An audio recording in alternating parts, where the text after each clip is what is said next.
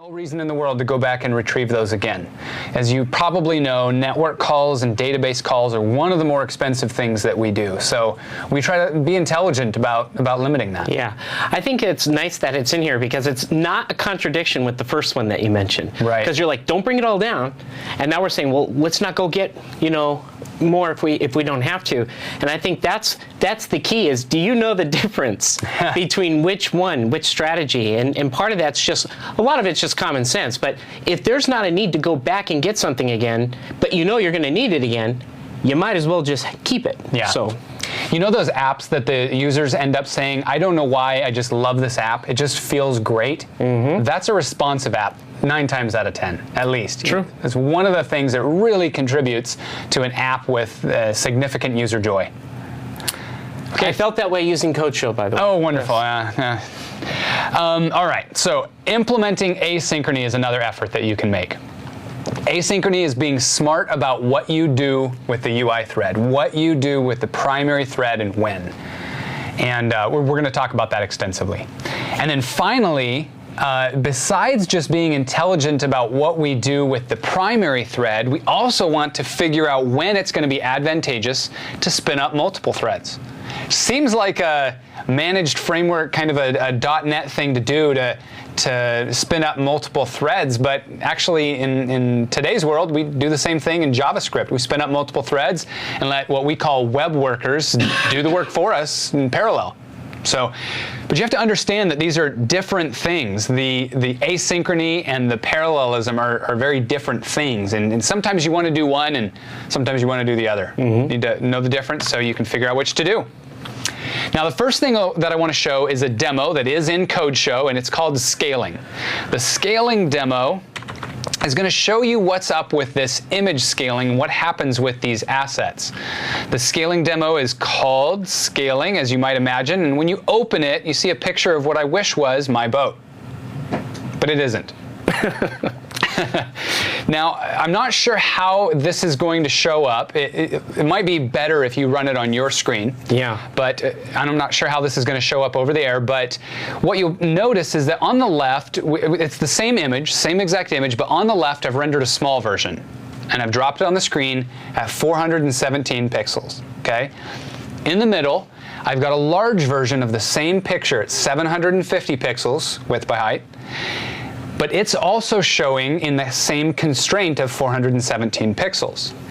And then on the right, I have an image that is using image scaling.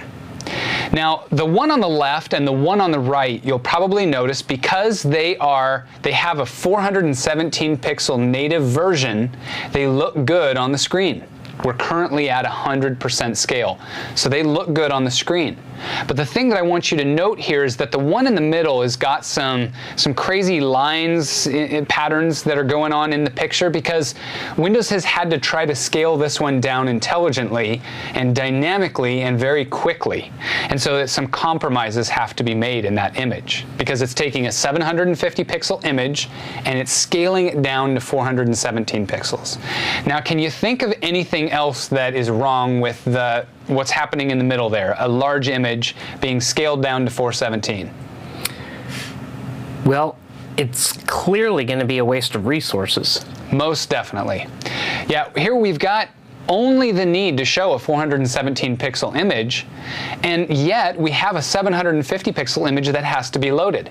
So if this is in blob storage on Azure, you're incurring more of the compute cost on Azure, you're taking more space to store it, and you're ending up with something that doesn't even look as good on the client. Bad. Yeah. So we want to be intelligent about this. Now, on your own devices, I'm not going to take the time here, on your own devices, you'll be able to open the CodeShow project in Visual Studio and run this in the simulator. Okay, when you run it in the simulator, you can go over to the display options on the right, and you can choose to see this in multiple resolutions. And what you're going to see is that the image on the left is at times, when it has to get scaled up, it's going to look terrible. The one in the middle, when it has to get scaled down, it's going to look terrible. But the one on the right is always going to look good. So let's go look at the code and see exactly why that is. So as you're doing that, Jeremy, Sure. I know you're not going to actually run it, but maybe it'd be good to just show where you would launch it as a simulator if you were going to. That's a great idea. Let me go ahead and do that before I dig in here. So here I am in Visual Studio, and up here on the top is the magic green button that just makes everything work, right? Right. Exactly. You just push that and everything works. Everything just goes. Yeah, not so. You push that and it shows you how you wrote your code wrong is actually what happens. Yeah. If you drop that down, you get the simulator, you get the local machine, and you get the remote machine. Now, just a note here. Have you used the remote debugging? I have personally never used the remote debugging, but I have seen it happen. It is delightful. It is good. It is really, really cool. I have a Surface RT, so I'm not even able to install Visual Studio on it, but I install the remote debugging tools, I fire those up, I fire up Visual Studio on my main laptop, and then I do remote machine, and now all I have to do is push the magic green button and it shows up, it executes on the Surface. And as I run through my app scenarios on the Surface, if anything goes wrong, it actually kicks over into the debugger on my PC. Yeah, that's very cool. It's really great. That's the remote machine option for running your app. Local machine is what it's on by default and what I tend to run it on most of the time because I have Windows 8 running natively on my machine. But if you run it in the simulator, you just choose, if you want to run it in the simulator, you just choose simulator, and then you hit the green button or you hit Control F5 to run without debugging, and either way, it launches it in the simulator and you get a lot of simulation options. Yes. For instance, oftentimes I'll be running on a PC that doesn't have the right resolution, and so I can't show snapping, and so I'll run it in the simulator, and in the simulator I can turn it to whatever resolution I want, and then all of a sudden I can show snapping. Or a lot of us might be developing on a device where it really doesn't provide another option other than landscape for your screen, you know, a typical notebook. Right. But the simulator allows you to flip it around and get that feel for, like, if someone did have a device and they did, what would it do? How would it look? So that's kind of a nice feature of it as well. I also use it when I'm working on an app that has anything to do with geolocation. Sure. It's going to ask your device where it is, and in that simulator you're able to fake it out and say, I'm actually over here, and then you can test with that. Yeah, and then you start dreaming that you're really there and goes off on a tangent, but I know what you're saying. It's like being able to telecommute, right? Sure. Okay, so that's where you would fire up the simulator, but let's come look at this demo folder in the Code Show project. So in this one I've got a number of image assets that I've dropped right into this folder, and you can see that I've got catch small, catch big, and then I've got some interestingly named versions of catch. Now I've chosen these names for a reason. The scale 100, scale 140, and scale 180 are system names, okay? You need to name that. It's a naming convention that Windows chose and we follow in order to tell Windows, I have given you 3 different versions of this image. Now the 100 means that it scales at, when you are scaled at 100%, this is the image that Windows should choose. When you're scaled at 140%, choose this one, and likewise with 180. Okay? The cool thing is that not only do you get the 3 different options, but you don't have to specify these 3 different files when you're defining your image asset. What do you mean by that? Show you what I mean. Let's open these documents, and let's look at the HTML. Notice I have no JavaScript for this one, so I'm going to jump right to the HTML file. And I have 3 images, as you saw in my UI. The first one being the catch small, the next one being catch big, and the next one being simply catch.png. So you'll notice that nowhere did I actually refer to the catch.scale-100. So it's not like I'm forced to ask the system what device scale I'm at and then set a condition and conditionally load a different asset. Instead, I just say load catch.png. And then I don't provide a catch.png. Instead, I provide scale 100, scale 140, and scale 180. And the system automatically switches those out. Wow. Is that all clear for everybody? So that literally, that naming convention that you put in there was all it took. There was nothing else that you needed to do that says, okay, now let me go and form it somewhere that I'm doing this. That was all you needed to do. Absolutely. Cool. Yep. As you can see on my HTML, I've got the structure here, and it's just the image tags and so forth. In the CSS, I don't have anything in here about the images themselves, except to position them well in the grid that I drew. Oh, yeah. And then in the JavaScript, I've got a whole lot of nothing in there. Wow. Yeah, this is basically just an empty ready function. Nothing's happening. Cool. Okay, so that's image scaling, and the reason why image scaling can save you some UI responsiveness is because the scaling of the image itself doesn't have to happen. The large and the small version of the picture is sitting there right in your project, and all Windows has to do is check the device scale and switch out and use the correct picture. It doesn't actually have to scale the picture. So that amounts to a little bit of extra speed for you.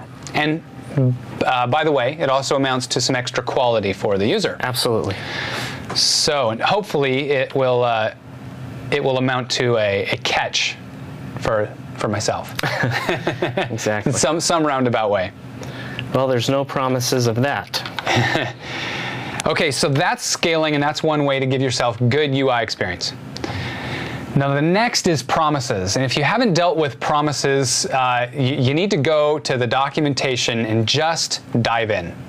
Just start at the beginning, dive in, and wrap your head around the concept of promises, because it's an absolutely central and critical process, pattern for you to learn when you're developing Windows 8 apps. Yeah, in fact, I remember when I was first getting into the whole discussion on promises themselves and trying to wrap my head around it, then all of a sudden I see a blog post by Code Foster over here, and you had a fantastic blog entry that really went into the basics, the reasons why. So if you're trying to wrap around not so much the how, because the how is always easy to find, but why am I doing this again and what problem does it solve? Highly recommend that you go search on promises at codefoster.com. Excellent blog article there. Thanks, Michael. Now, I've got a demo in CodeShow, and you may have seen this demo already because it's been in CodeShow for a little while, but I added a little bit to it, and it's highly responsible for responsive apps, so it's definitely pertinent. So let's go ahead and run CodeShow. I'll go ahead and jump back. By the way, just a note, it started us there on the page that we were on.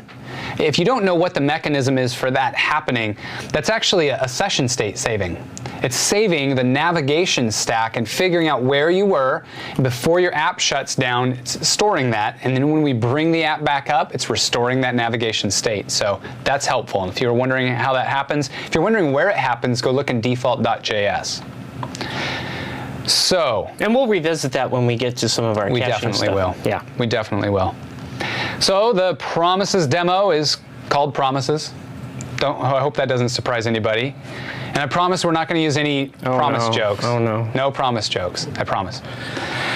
Here's the concept. Here's what you need to wrap your head around. Why do we use promises? Promises are for asynchrony. Promises are not for parallel tasking. Okay? If something doesn't work in promises, in parallel, promises will not help you with that problem. Okay? Promises are just going to essentially give you a notification when something's done happening so that you can do something else, because that happens a lot. Go get something out of a database, and when you're done, run this. Why? Why do we want to put that off and capture when it actually happens? Because there's no reason for us to just sit there and wait for the database to respond. In fact, we don't even have any idea when that database is going to be responding. True. It may very well time out, and that timeout might be set at 5 minutes, 3 minutes. Do we really want our app to sit around with a frozen UI for 3 minutes? No. Definitely not. So we want to spawn that function and tell it, by the way, when you're done, get back to me. Here's what to do when you get back to me. That's the whole concept of promises. And I'll try to demonstrate that on the concept section of the promises demo. So on the concept section, we have 3 steps. The first, we have a long synchronous task. So this is analogous to what I just said. You're fetching from the database, and you're waiting for the database to come back before you do anything at all. Watch what happens when I start this 3-second task. the start button freezes in its click state, and my entire UI is frozen for 3 seconds. In fact, after I click this, I'm not even able to hit back until that task finishes. Yes. It's a terrible UI. We definitely don't want to show that, okay? So we want to, first of all, make sure that we're not working with a synchronous task that's going to block the UI thread. Instead, we're going to work with an asynchronous task. Now, if you call an asynchronous task and you don't handle it right, it'll call just fine, but it'll come back immediately, and it will not be the right workflow, the right pattern. Your user will say, you're done? I didn't think you were done. I was actually calling the database, and I expect it to take a little while, and you're coming back immediately. So you don't want that to happen. To demonstrate that, look at the long async task without a promise. So this is without a promise. Start it, and immediately that taskbar completes, even though that task takes 3 seconds, believe me. So that's not right. We don't want to lie to the user and tell them that their task is complete when it hasn't actually completed. Because, I mean, all joking aside, that in itself is also a poor user experience. You fooled the user. And if they actually were depending on that data to be done and it wasn't really done yet, then there will be consequences for that deceptive action. Right, right. And actually more even than user dissatisfaction, more oftentimes the way this is going to bite you is it's going to bite you as the developer. Because you're going to come back from a function and then you're going to try to use what you just gathered in that function, and it's not going to be available for you. It's going to give you something lovely like, I was expecting an object.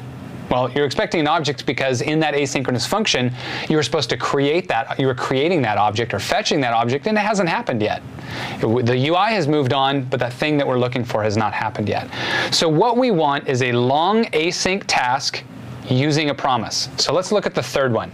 Long async task using a promise now not only gives me feedback about when this thing is complete, but all along the way, it can give me feedback about progress that it's made. So now let's watch our taskbar.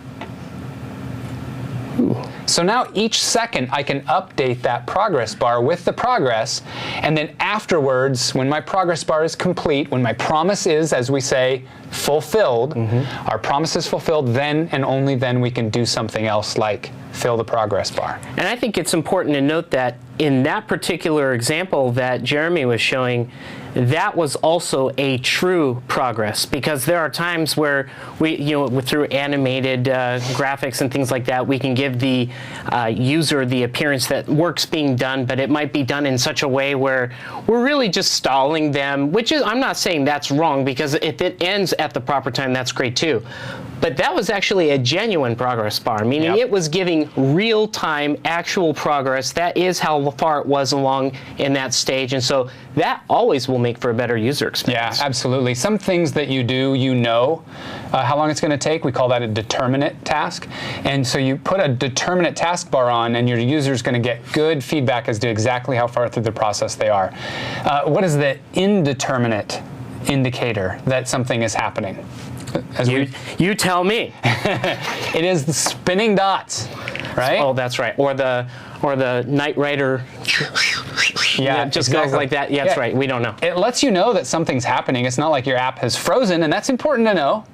It's alive. It's working. It's just not done yet, but I don't know when it's going to be done because I'm dependent on something I don't know anything more about. When's the network going to be responding?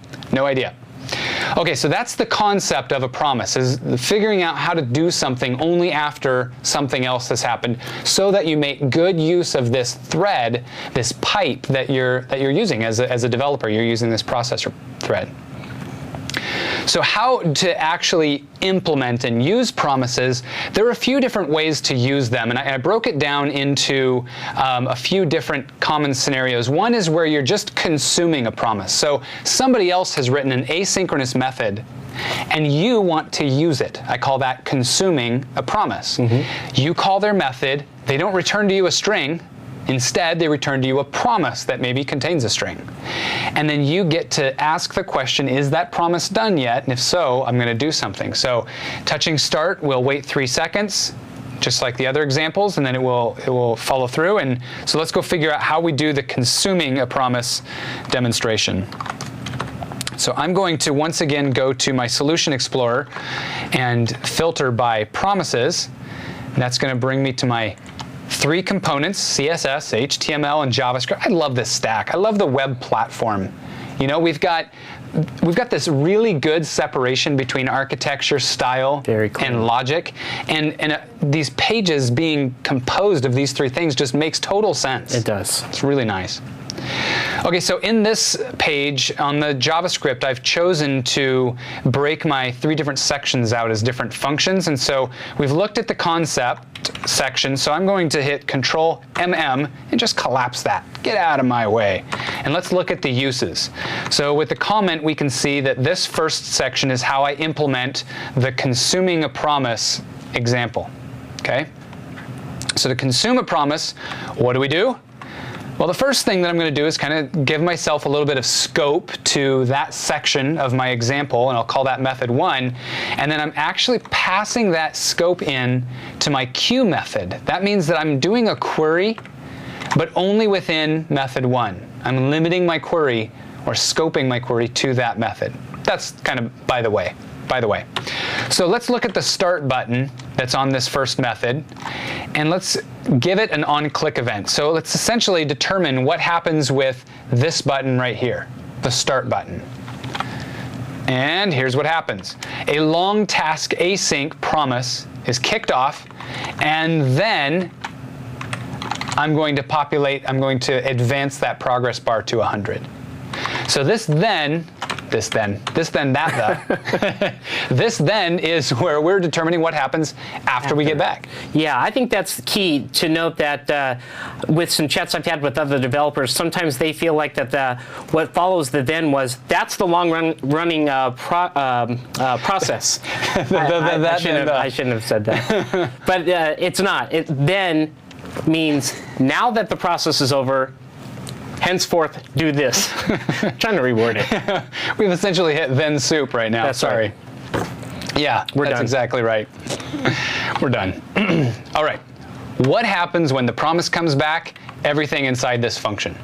Inside that function, all I do is update the progress bar. So all I'm doing here is consuming a progress. Somebody else wrote this. This might be an asynchronous method inside the WinRT framework. This might be a call to a database, a call to a network resource. And I don't know how long it's going to take, but I just stem right off of it and say .then. That's consuming a promise. The next one, and notice how it continues after I come back. It's pretty interesting. I did.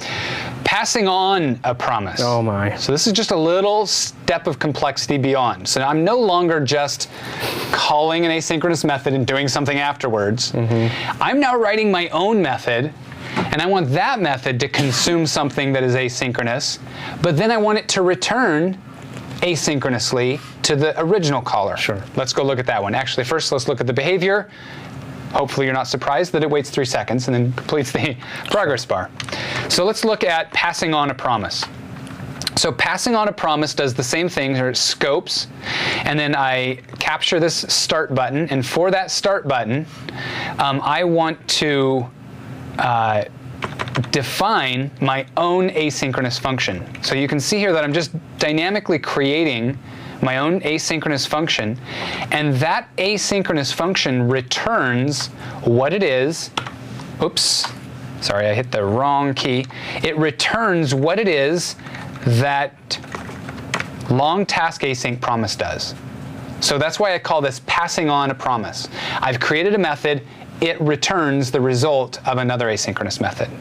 So then down here is where my actual call is, and that is my async function then. So simply based on the fact that my async function returns something that is async means that in all actuality I should have called this async. That would be more correct. The async, by the way, is just a convention. It means this is going to return a promise to you in JavaScript terms anyway. So someone looking at that might just say, why not just execute the long task async promise directly? Well, there may be some work that you want to do in your function. So right here in my async function, you're right, all I'm doing is passing it on, but I may want to do blah blah and a little bit of blah, and some blah blah blah, And then I want to return the results of this asynchronous function call. And this wouldn't have worked otherwise. Right. Thank you. Absolutely. Now we've got the creation of a promise. So no longer just consuming one from somebody else or passing it on, we're actually making our own. Works just the same way, start, and then 3 seconds later, ba-bam. So it works just the same way, but how are we actually implementing this one? This one, I do the same scoping, and when the button is pressed, here's a function, and here's the call to that function. So I wrote my own function, and inside that function, I'm returning a new Win.js promise. So a promise object is in the Win.js namespace, and it needs for you to define a function for it. And it's expecting that function to have 3 parameters. That can get a little confusing when you first get into this. Exactly. So I think you should say that again for clarity. For creating my asynchronous function, I return a new Win.js promise, but the Win.js promise constructor is expecting that I'm going to give it a function. That function is going to have 3 parameters, C, E, and P, which are themselves functions. So welcome to the world of JavaScript. It's actually nicer in JavaScript, in my opinion, because it's always a function. Sure. It's not like a task or a func or a delegate or anything like that. Right. Okay, so the promise is expecting a function that itself has 3 parameters that are going to be themselves functions that you can call from inside of this constructor.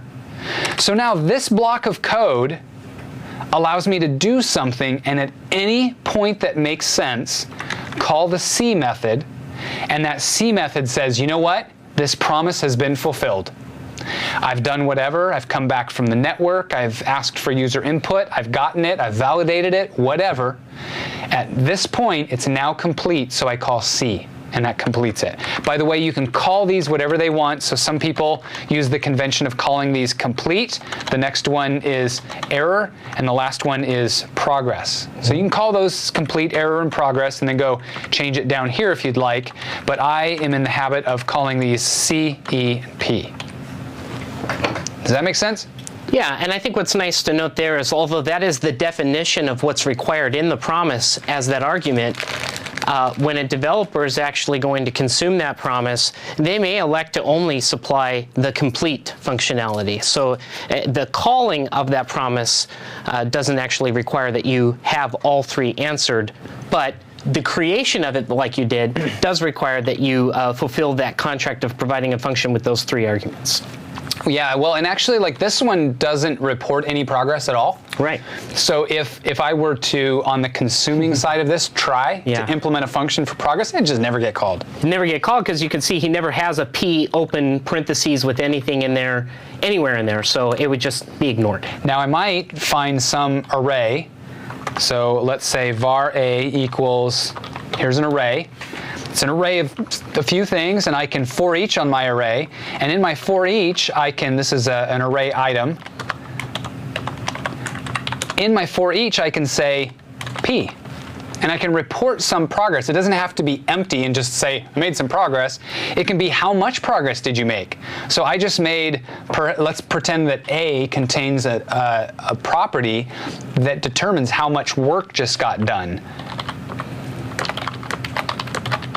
There we go. So now I'm reporting back on each iteration of this array that a little bit of work got done. And now on the consuming side, I'm able to override this function, capture how much work it was that just got done, and advance my progress meter by that much. Cool.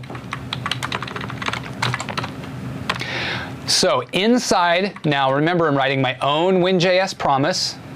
Inside of there, I'm giving it a function. That function has C, E, and P that I can call anytime inside. I'm implementing a try-catch block, and inside the try block, I'm going to try to do something, and I'm going to try to send back that the promise was fulfilled. But if an error of any kind happens, that's going to get caught, and then I'm going to call this E function, which reports to the promise you are in an error state, and by the way, here's the error that occurred. Cool. So remember that when you complete, or when you report progress, or when you do error, you have the opportunity to pass some object in here and then that object is available for the consumer. Let's look at the consuming function now. Let's pretend that I am passing an object here, and let's look at this consuming function. Here's where I'm calling my async function, and I'm doing .then. .then wants a function, and in that function you get to determine, this is the complete function by the way, you get to determine that I am expecting for something to be back. Let's call it x. And now you can access x inside your method. Nice. Inside that function. Just like E, I can implement in this case, I only have a function. Let me structure this just a little bit different way. The way I like to format these when I have a few is like this. Okay, so I've got actually not ready yet. There and there. So I like to write my functions out with commas if I want to write another one. Sure. So now I can write my error function, and let's say I retrieve that one as error. There's my error function, and then here's my progress function, and this is work done. We'll call it WD. There we go. So I've implemented all three functions in this case, but like you mentioned, you don't have to. You can just say, no, I only choose to determine what's going to happen when this progress is done. Excellent. So when it's done, by the way, we don't have a value here. And when it's done, this function is run, and this function takes the progress bar and completes it.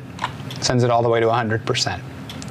So this is the third strategy when using promises, which is creating your own. This is the direct equivalent of creating an async function in C#. That's cool. Well, we went through that with hardly any of those puns. Although when you did start mentioning the promise jokes, then online I saw a lot of swearing going on. So, FYI. Well, that's because we promised that. Exactly. The last one is the storing of a promise. Okay, so in order to really understand what's going on with a promise, you have to understand that a promise is an object. Okay, it's an object that you can ask anytime, what's your current state? Are you done? Are you in error? And it also has some events, so you can say, tell me when you have progress. Tell me when you're in error. Tell me when you're done. That's the nature of a promise object.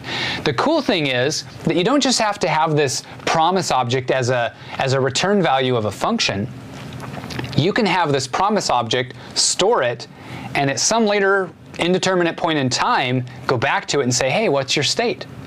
That's exactly what I did in that previous example where I said, I know I'm going to want to have this thing loaded, this channel URI generated, whenever the user touches this button. So I stored that promise, and then I later said my promise.then to ask, are you done yet? So I'm going to demonstrate that in great detail in this section. Okay, so here I am storing, this is a stored promise, and it's actually just, I'm setting it with the return value of long task async promise. Remember, this takes 3 seconds. So after this line runs, I now have a promise stored as stored promise that is not fulfilled. And for 3 seconds, it is not fulfilled. Now in that 3 seconds, if I were to run this line that says stored promise.then, it would check that function and say, it would say, this isn't done yet. I'm not going to execute this method quite yet. But then when that promise completes, we're going to get notification, and this function is going to be the function that runs for us. This is handy for a lot of reasons. One of them is I used it for creating code show. This screen that you see here, the main home screen, is loading a lot of different demos. And in order to load these, it has to enumerate the file system. And for every demo that it finds, it has to build out that demo and create some metadata information about it. And it takes some appreciable amount of time, Yeah. And so at the very beginning, when the user first opens the app, in fact, let me just go ahead and show you that. I'm going to open default.js, and we'll look not at the test app, but at the real app, at what happens when we get into the app. And when we get here, I kick off, this event here is being fired whenever the app is activated. And when that happens, I'm loading the events, and I'm loading the events right here asynchronously, and I'm storing it as this app.demos loaded. So you'll notice that I've phrased this as a question, because anywhere else in my app, I can say app.demos loaded, then do this. And I know that that is not going to run unless the demos have been loaded. Anywhere I want, I can always say that. It's kind of like a conditional function. You know, hey, if you are, then go ahead and do so. So that's desirable. I mean, a lot of us really want that behavior anywhere in the application. Yeah, definitely. Okay, so the back to the promises demo, storing a promise. Hopefully that's clear. If not, drop a question in the chat room and we'll be glad to answer that. Now I've added one more thing to the promises, so let me get there. I love touching my operating system. Let me go to chaining. This is brand new, okay? Okay. So chaining is more of a pattern thing, a best practice thing.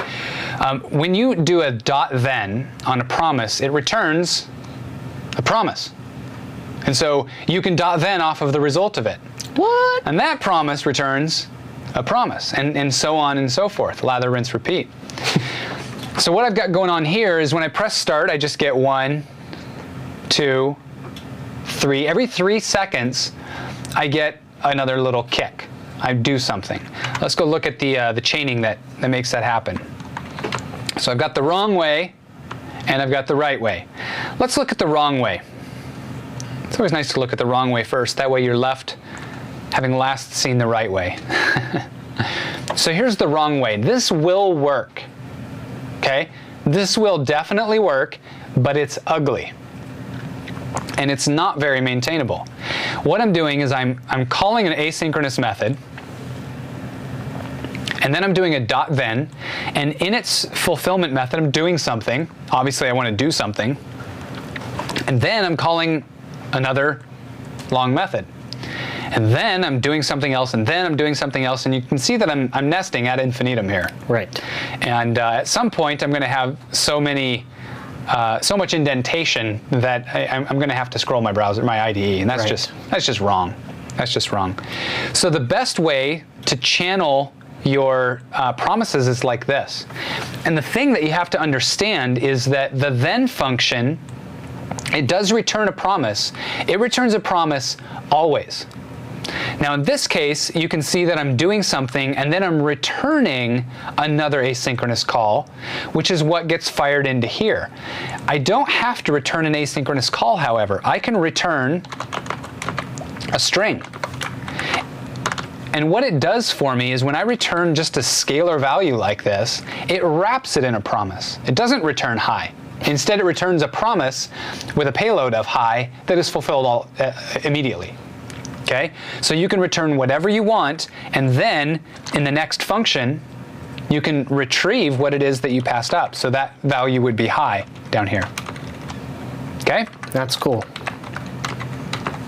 So this lines everything up on one line, which we love to see. And you also notice that this last method is not a .then, it's a .done. Mm-hmm. What's the difference? Both of them, at first glance, look like they do the same thing. Yep. They both execute a function only after the promise that they're chained on has been fulfilled. The difference is that .then returns a promise and .done does not. So .done cannot be chained upon. You cannot chain off of .done. If you need to do one more thing, you need to change this to a .then. .done also handles errors, exceptions differently. So you want for it to be your last one. Now, if I made a then my last one, it would work just fine. That's true. But if I had any exceptions, it would see that, hey, this guy doesn't have an error function in here. Sure. So I'm just going to let it slide.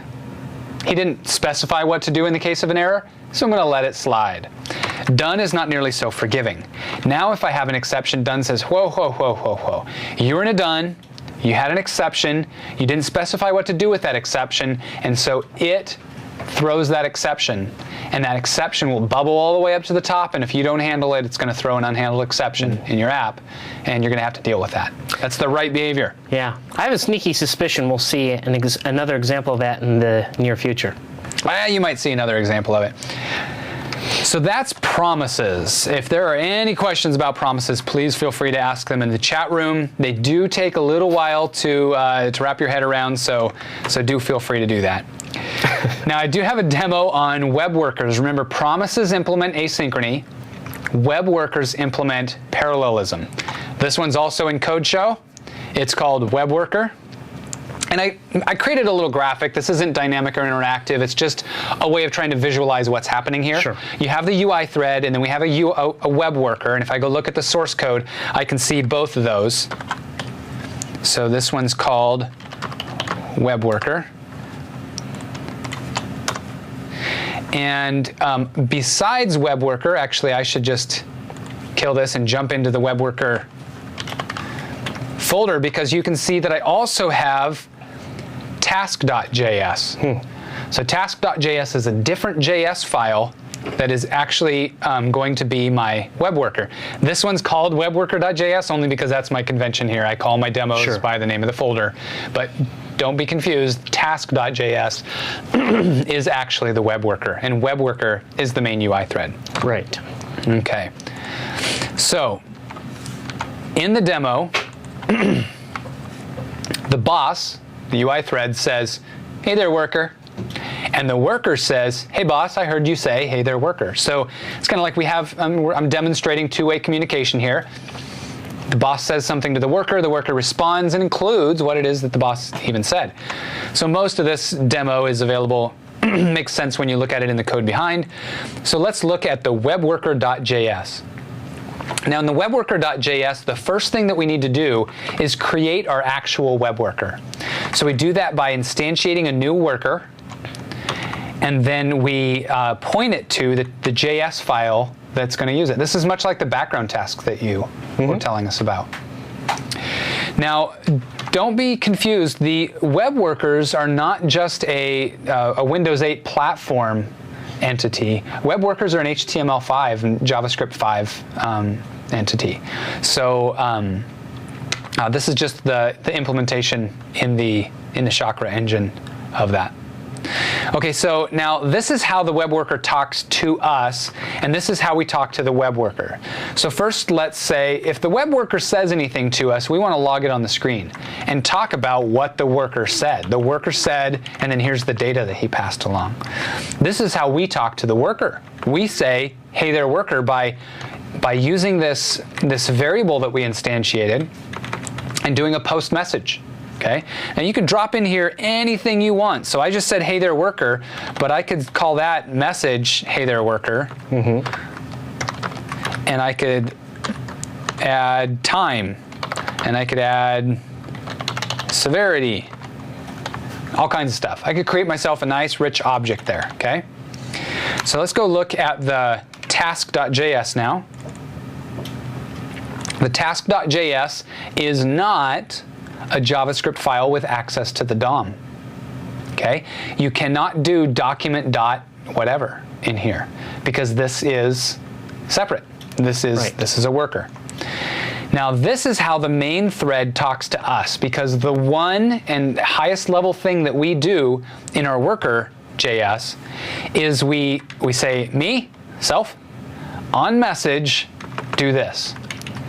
So in other words, in order to kick this off, in order to start a bunch of work, in order to do anything, we want to kick this off to the web worker. This is the function that's going to run, and that's the main thread that's going to post a message and say this needs to happen. So now, when that happens, this worker, his only job in life is to chatter back to his boss and say, "Hey, I heard you say this." So once again, when you run that one, this is just a graphic, but you see here that it's actually worked. The worker said, "Hey boss, I heard you say, hey there, worker." I don't know what you would call that sentence structure. It's a little bit of a who's on first, or I don't know. It's a little bit strange, but hopefully it relays that two-way nature. Now, there's one more thing that I'm only going to talk about briefly, and that's one more tip for adding a lot of performance into your application, and that is reactive extensions. Reactive extensions are super exciting. It's a cool topic, and the nice thing is that there is an instance of reactive extensions for JavaScript. Okay, so just go do a Bing on reactive extensions JavaScript. The kind of the shortcut handle for it is RxJS, and you'll find all the extensive documentation on RxJS. Okay, now I'm going to run. There are a few demos in Code Show that show off reactive extensions, and they all begin with Rx. So there's an autocomplete, canvas paint, crop, drag and drop, time flies, and they're all pretty cool. You know, you get like the time flies actually follows some characters around on the screen, and that's pretty cool. The cropping gives you a little crop utility that allows you to determine a certain section of a picture. The drag and drop looks, you know, like a no-brainer, but actually, you know, drag and drop takes some kind of framework or something to happen, and this is actually doing it in reactive extensions. Quite cool. Cool. The one I want to show you above the others is Rx Canvas Paint. Canvas Paint is giving me the ability to draw, but it's not using any control or anything like that. It's just using Canvas and JavaScript. That's it. But in that JavaScript, I'm subscribing. Let's go look at the code for this, because this is pretty neat. This one's called Canvas Paint. And in Canvas Paint, in the JavaScript, you'll see that we are jumping into the Canvas's mouse move event, and we're creating an Rx observable out of that. Okay, so we're converting an event to an observable sequence. This observable sequence now, we can run all kinds of Rx functions on it, and they can help us to do really awesome stuff. Okay, so now mouse moves is an observable, and so with mouse diffs, I can access that mouse moves, and I can do fancy things like I can buffer it, which means don't just tell me about each event, each movement of the mouse, and that one event alone, that one instance of it, but instead collect two of those and tell me about both of them. That's because whenever we draw on the screen here, we're actually drawing a lot of little lines between one point and another. Sure. Lots of tiny lines, okay? So that's why we need to have that buffer count. And then off of that buffer count, we can select, and select is just a projection. We can turn this into anything that we want. So in this case, we want to turn it into a value called first, that is the offset of the first point in the buffer, and then second, which is the second point in the buffer. We can then, so that was all about the mouse move. That was just moving around on the screen. I'll do that with them. I can't do that with touch, but this is just mouse move. That stream is active as I move this. But when the user puts his mouse down, we now have a different stream. So we're capturing that as an observable. We're projecting that as well to just a true value, meaning I want a stream of trues, meaning the button is down. Okay? I can then merge the mouse up with the mouse down, the mouse up being return false. So now I have a stream that I've composed that is true when the mouse button's down and false when the mouse button is up. Wow.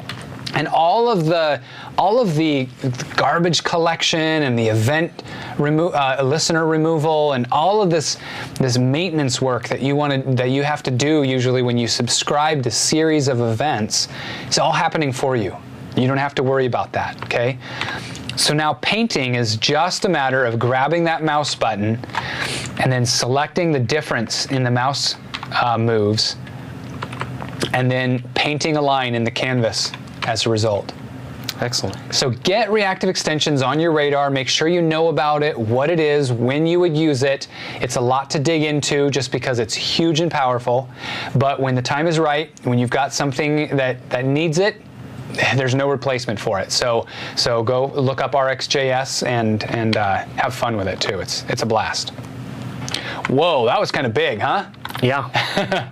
So here we talked about all different kinds of ways to make sure that your UI is responsive, and now you're going to tell us about some other ways to kind of offer some fast, fluid, and alive behavior, right? Sure. Yeah, so if we take a look at the screen now, we could see that we're looking into implementing animations and transitions. And the brief story there is, think of animations. People can think that they're kind of one and the same, but really their intent is different. An animation will enhance the user experience somehow, where a transition is usually an indication of some kind of visual state change. So when you think in terms of that, it's helpful. Sometimes the nomenclature seems to get mixed up, but in terms of, CSS3 transitions and animations, it's very true that you have a lot of control over what will be done in an animation, and it can be invoked entirely on your own will, where transitions are usually invoked by something that changes, a visual state of some kind. So what I thought I would do now is take a sneak peek into the Code Show app, and specifically I'll go ahead and run it. We're just going to see a brief example of both of an animation and a transition, and the key here is both of these are CSS3, and they're not tied or bound in any way, shape, or form to just something specific to Windows 8. So the first is animations. Now, this may have been seen before. This has been in Code Show for a while, but the idea here is clicking on this is going to invoke the animation. And it says, don't click me, it makes me angry. So, of course, we're going to do it anyway. And the animation is changing multiple things, and you'll notice it went at various speeds. The magic behind that, if we were to examine the code, which I'll go ahead and do from the Visual Studio perspective, is in the CSS file for that animation. So when I cruise into the animation CSS, it's done through keyframes. And basically this means at 0% do this, which that's the starting point. Then when you get to 60% of the journey, do this. That means between 0 and 60, it's got to do a transition, so to speak, between these two steps. Then between 60 and 80%, it has to do a transition of these steps. And it goes all the way to 100%. You can also have some very simple ones, such as 0 to 100%, to just do one simple type of animation. Start to beginning, move something. So that's what that's there for. That drop-in is, of course, if I believe it was invoked the moment that we clicked on one of the titles or something like that. But I'm going to go over now to the transitions and show how that would be different. Transitions, when I press this, what is happening is it's going to change a class for this, and then it says, oh, you click me, keep pressing, okay. And then I kept pressing, and now it's saying let go, and it just vanishes. Each one of those transitions was invoked by something, and it was a state change that happened inside of the JavaScript that changed some state about the data itself, some of the visual state. So you could do this, by the way, anytime you change a class name or you change a specific style.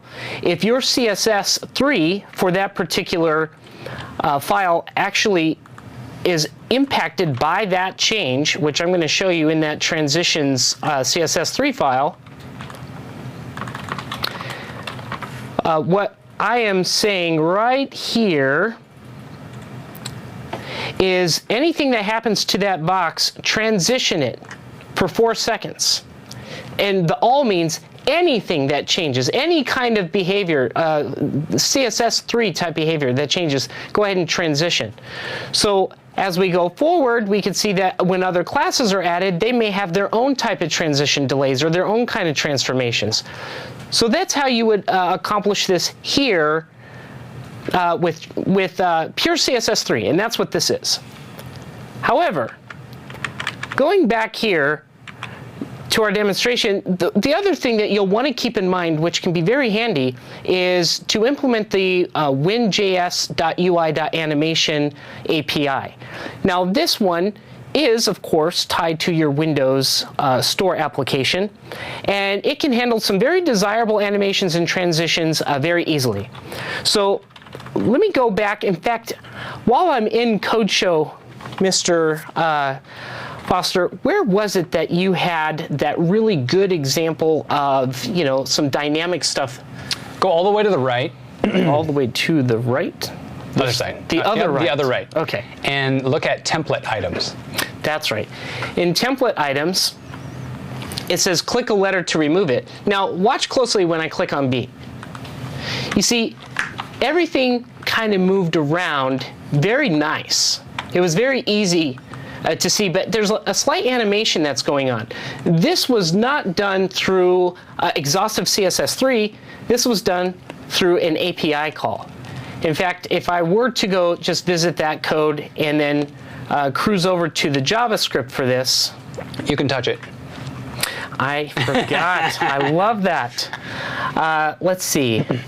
I'm trying to see where you, create add to list animation from the win.js.ui.animation is right there.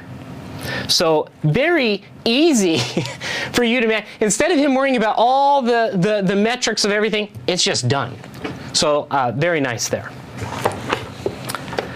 So that is our win.js.ui.animation. And the other thing that I would want to make sure everyone is aware of the fact is that there is an MSDN sample that you can go to where every single one of those MSDN animation types is there. In fact, I'll just load it real briefly. Again, you would do this by going File, New Project, and going to Online, but I already have one that I've loaded, which is the demo animations.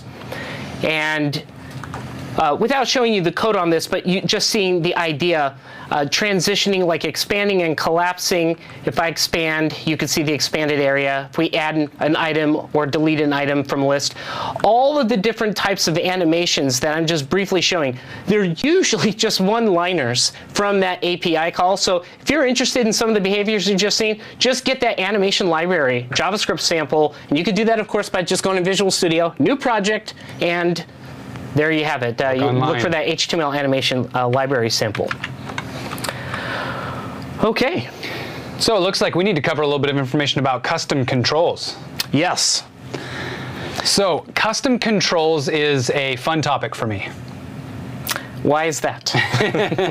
It allows me to make, allows me to make things modular. I consider myself an architect. I kind of think that way. I want things to be not just written in a way that works, but written in a way that makes sense and it follows all of the standard principles. And as we all know, one of the standard principles is be dry, right? Don't repeat yourself. Don't write code in multiple times when there's no reason to. And that's why we want to use custom controls. Now, custom controls are real analogous to the controls that are created when you create custom controls in ASP.NET. So if you have any experience with that, the concept is going to be roughly the same. You're looking at some hooks behind the scenes that basically allow you to determine what happens when a user instantiates this, allow the user to pass in some properties, and by user I mean the developer, pass in some properties, and then determine what a control that's instantiated like that and given those properties is how it's going to render itself, okay? So that's the general concept. Now, to show this off, and I'm a little behind in my slides here. Sorry about that. Custom controls, that's me. So you don't want to find yourself repeating yourself ever. That's important. Not to repeat yourself. And also when you want to share a UI component with somebody else or you want to like package it up and deliver it, that's another good reason to use it. Okay, so I've got a demo called Custom Control. It's in Code Show, surprise of surprises. It's called Custom Control, another big surprise. And this is what it renders like. This is my big box control, okay? It's perhaps the simplest custom control I could think of. Let's make a big box, that's it.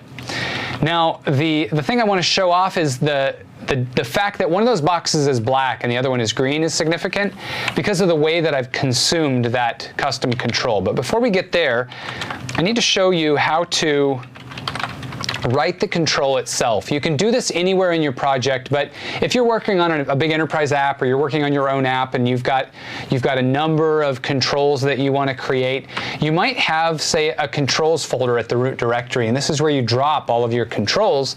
You give them a good namespace, and then you get to utilize them wherever you want. Okay? I'm just curious, real quick. Why do that? It seems like wouldn't just a div that you make be reusable, or like that, a custom control is just your own custom defined area on a page, isn't it? Yeah. Now, if you write something inside of a div, then you could call that a custom control, right? It's custom code. But you're going to have to use what we like to call clipboard inheritance in order to get that custom control to exist in multiple locations and to have perhaps slightly different behavior. Let me give you the example of, let's say we're making a shopping cart, and on the page where we're filling out all of the particulars, like our credit card information and so forth, we've got the shipping address and the billing address. Now, this is two different instances of the need to collect address information. Now, you could certainly write a div that had some input controls for city, state, zip, that has a drop down for the state, and a lot of different things. But then you're going to have to copy and paste that. And then the next time you want to change something about it, you're going to have to change both of those. Right. Now, you could give yourself, if you're writing a custom control, a little bit of a really smart functionality where you give the user the ability to choose whether what country they're in and how they want this address to be formatted. And now you're giving some intelligence to your control. And so if you don't make a custom control out of that, then you're repeating all of that logic that determines that behavior. So that's not what you want to do. So that's why we use a custom control instead of a div. So let's look at under demos, at custom control. And in custom control on the HTML, here's what I have. I simply have a section, and in that section I have a div, and we're going to come back to that in a second. I'm going to take you now to customcontrol.js. Now, the structure of this page is important. If you were with us before, I think in 481 most likely, we talked about the modular pattern in JavaScript apps. And so technically we'll assume you know that, but just as a quick review, this function at the top with this little football at the end means make me a function and run it. And the reason that we do that is that everything inside here is scoped inside here. And inside of here, we're defining a page. And the definition of a page gives us the opportunity to define what happens when that page is ready. So this function gets called whenever a page is ready. The DOM is loaded, and it's good to go. But outside of that page definition and that ready function, we want to do something else. Now, this is still only available within the scope of this page, or it would be if we weren't using win.js.namespace. Win.js.namespace kicks us out of this box, this function scope, and instead defines at the root directory this custom control namespace. Okay, so whatever you want the namespace of your app to be, maybe this is my app.controls.ui or .ui.controls, whatever your namespace is going to be, that's what you put right there. Okay? So we'll just call that custom control namespace.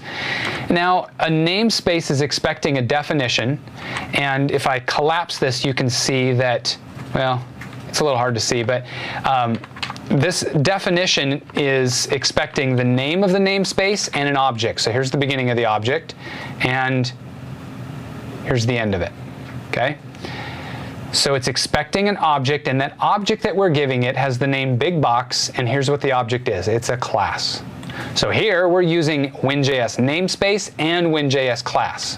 Two WinJS implements in the same 2 lines of code. Now, you know that most people that write in JavaScript either find a way around the need for classes, or they use some kind of library that provides them classes. And WinJS provides us namespaces and classes and does a dang fine job at it. So we just hop into there and use that. Now, it wouldn't have to be this. As long as it adheres to the pattern, it'd be fine if you used whatever else. But in here, the first thing that a class wants is a constructor definition. In this case, the constructor needs two, and this is important, it needs 2 parameters, element and options. I'll show you why it needs those in just a second. Then we define what happens in the constructor, and then we provide some of these member variables. So now let's go look at the HTML file again. I was telling you that we've got a control here, but what makes this a control? This looks like just a div, right? It's just a div, right? Exactly. But it has a special convention. It has a data-win-control attribute. And when a div has that, it gets targeted by the process method. You might not even have known that the process method was running, but if you go to the default.js in your app and you jump down, you'll find at some point in here that this WinJS UI.processAll is being run. And that's a super important method. Without this running, none of your custom controls get built out. List views are just funny looking divs, and pretty much nothing in your app will work. Not nothing, but very little of your app will work. Now the second attribute, and this is a custom data dash attribute. Remember that data dash attributes are valid HTML5. Anything that begins with data dash is considered valid HTML5. Now the Windows group decided to use data dash win dash to say not only is this a valid custom attribute, but it's also a Windows custom attribute. Okay? So controls always have control and options. Always have those two. Now in this case, we're specifying that the control is custom control namespace.bigbox, and the options is a JSON object. Or technically, it's just a JavaScript object notation, but it looks like a JSON object. It's an object with curly braces. It's like a left mustache, right mustache.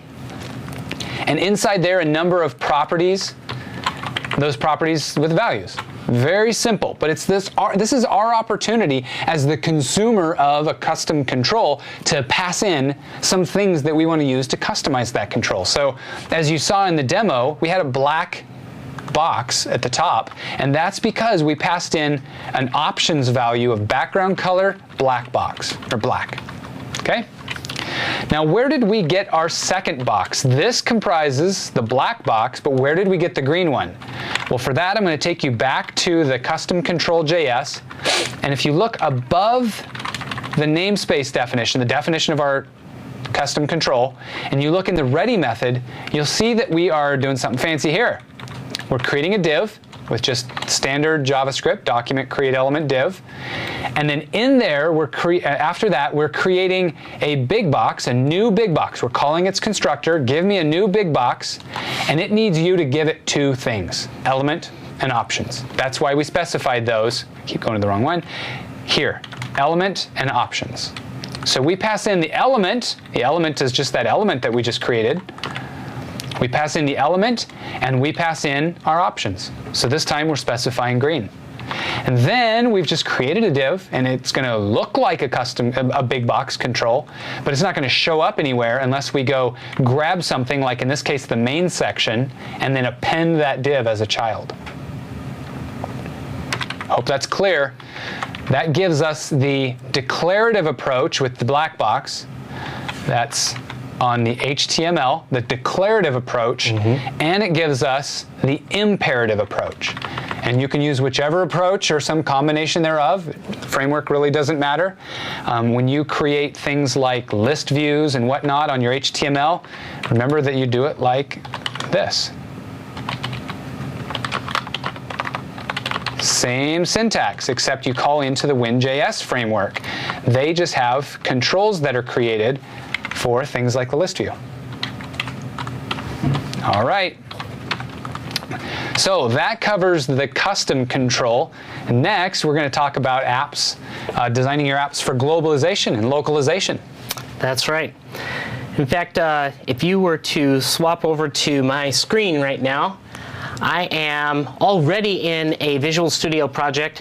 This is once again an MSDN sample, and this one specifically you would just search for globalization. So I'm going to run it so that you can see what the win is and why we're talking about this. You know, I personally think it's a fascinating time to be an entrepreneur, and especially with regard to application development, because my goodness, the world is shrinking in terms of our audience. And when I say shrinking, I don't mean that the population is going down. It means that our accessibility to them has increased. It's shrinking from the perspective we can go find people that could be consumers of our apps that we've never seen before. So a part of that strategy to make sure that we're not maybe too narrowly focused in our own world is that we're thinking about how things are presented globally. How would your app appear globally? Well, you could say, well, it appears just the way it does. And that could be the problem, because maybe that's not conducive or helpful to somebody who's using your app who might be based in another country where they don't speak English as a primary language. So, or not only that, but even how they represent their currency, their date, their time. All of those kind of things are what you need to think about when you're putting your app out there. This was something I had to consider when I published the Tile of Time app in the store. Will that be beneficial to somebody from another country that needs to see their date and time in another language? So I had to factor that in too. So I want it to be beneficial. So what can you do? Here's a key.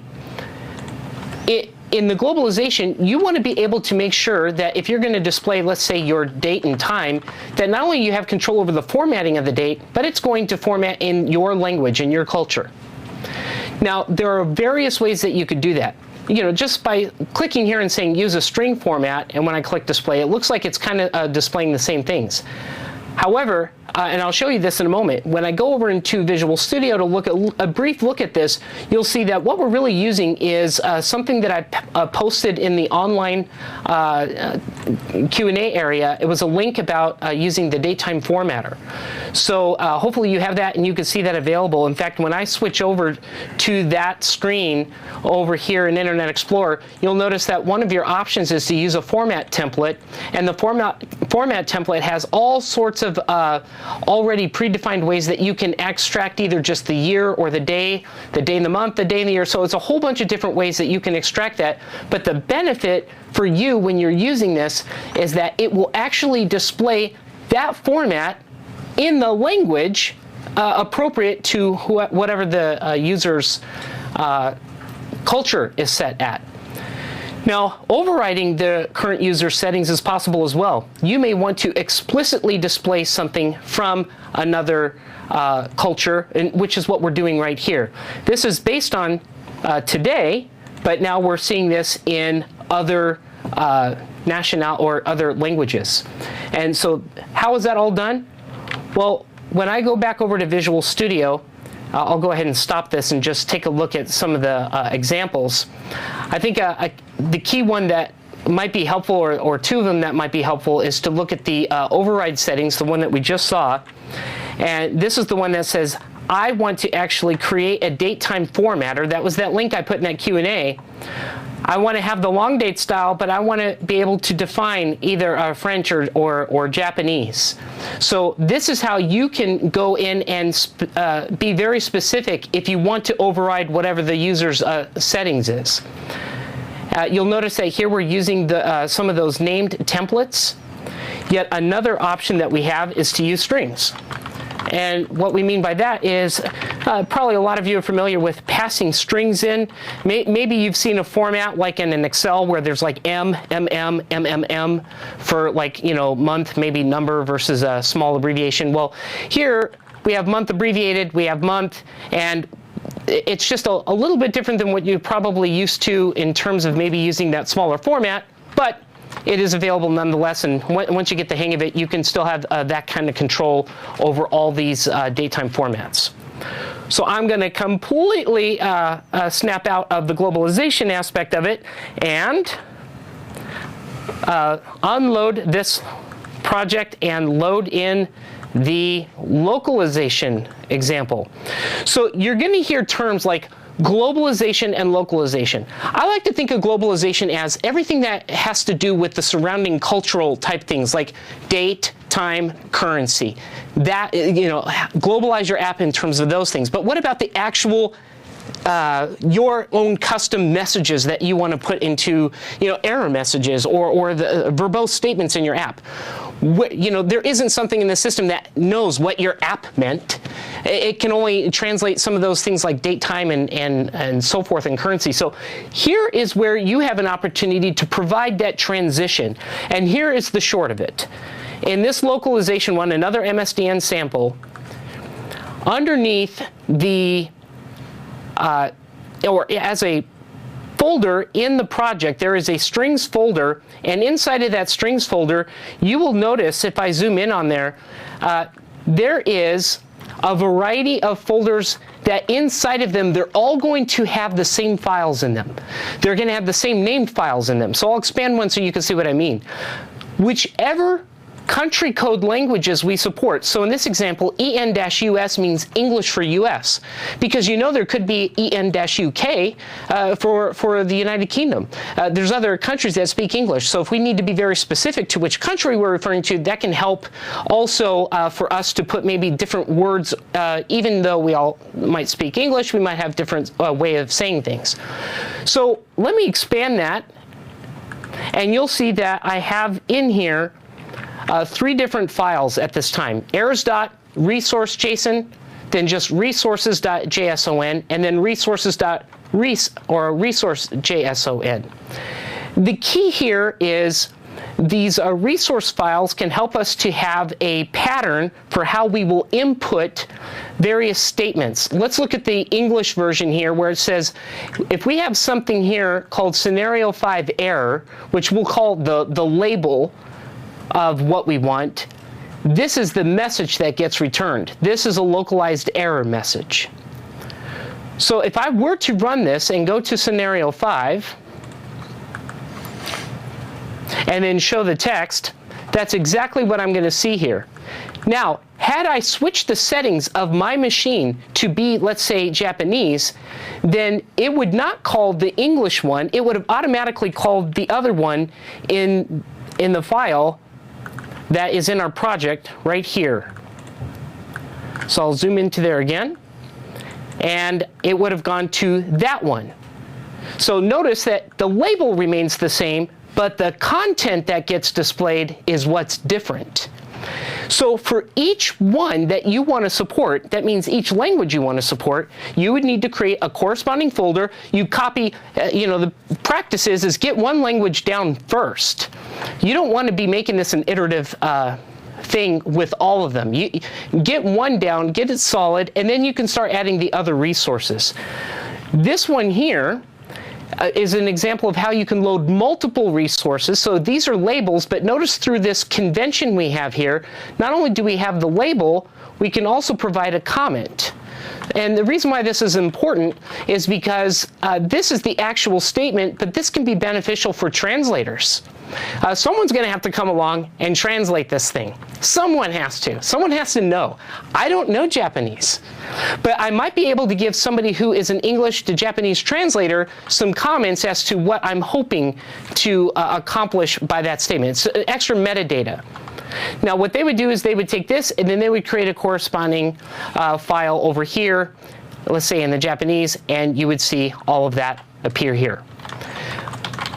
With time lacking, there is so much that we can go into this area, but I want to hit on one really cool, important piece. You can programmatically access these. You can also refer to them declaratively. Take a look even in our package manifest file. That ms-resource : is actually indicating that the display name of our app is going to be dependent upon what did we put in one of those resource files. And of course, if I were to go check, that means I must have one called app display name. So I would go over to the resources and say, do I have an app display name? And scroll down, and sure enough, I do.